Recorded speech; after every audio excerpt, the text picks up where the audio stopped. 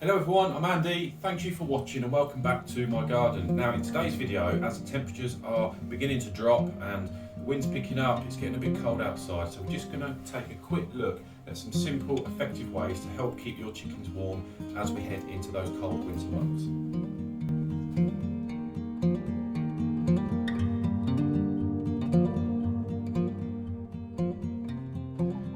It all depends on the type of coop that you've got.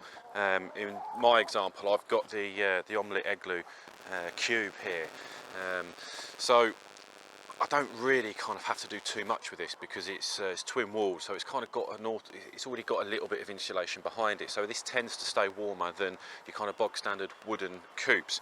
But that said, with the omelette range of stuff, so chickens are a bit like us, they don't really like the wind and they don't really like the rain, so protecting your birds from wind is quite important, to be fair.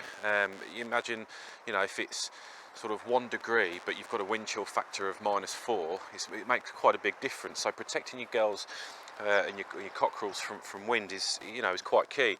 So I've just got this here, this Windbreak, which is an omelette product. I got it from Omelette, and it just goes around the bottom of the run and it just protects them from the wind. So they've made their own little dust bath in there now. But it just kind of gives them that bit of respite, because unless they go inside the coop, then it can be tricky for them at the minute. I've just come out, well, this morning I was out cleaning them, and they've obviously escaped when I've cleaned them. So I thought, oh, do you know what I'll do? We'll talk a little bit about helping our feathered friends over winter.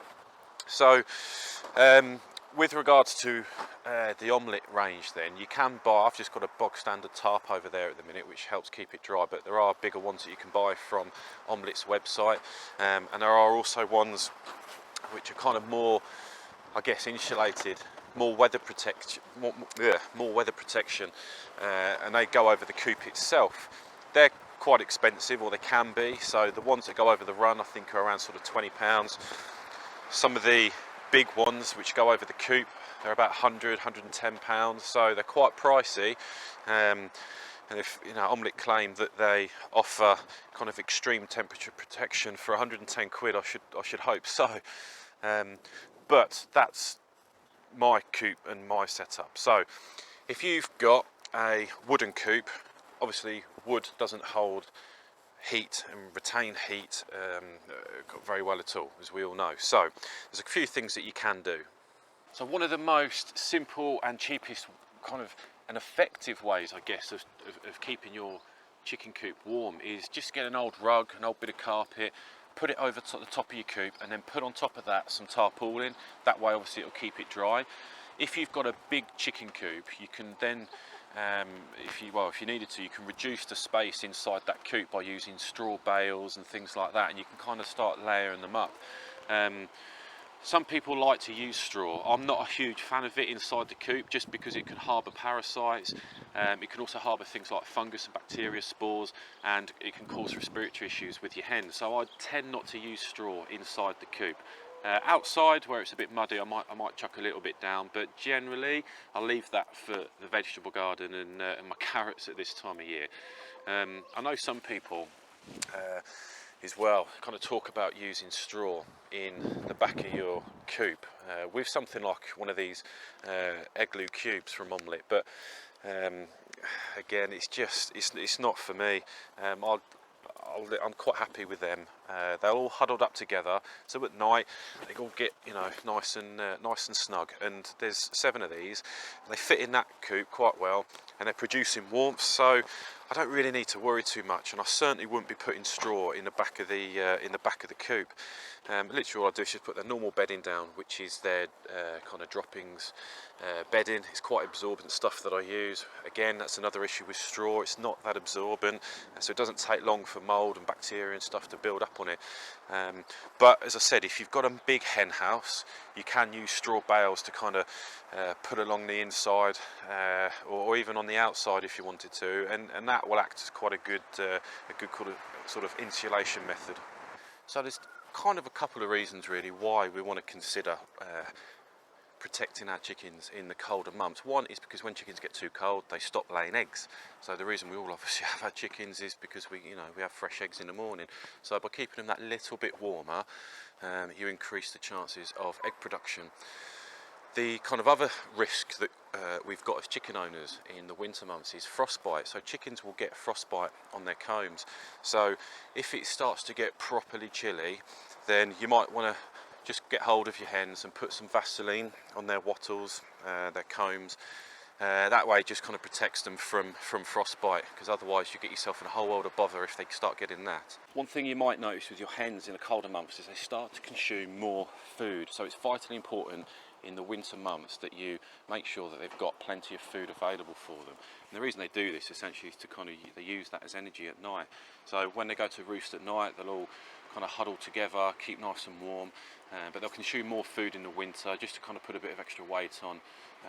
And as I say, at night they kind of use that energy of digestion, if you like, to help keep them warm. And so you can also then start feeding them corn in the afternoon. That's always quite a good idea. A few good handfuls of corn for them to scratch around, and they'll love picking that. But also as well, it does, as I say, it helps kind of use that energy to keep them warm at night. So it goes without saying that chickens always need fresh water daily. So you can buy things like heated plates that you can put a bucket of water on, and these don't get overly hot.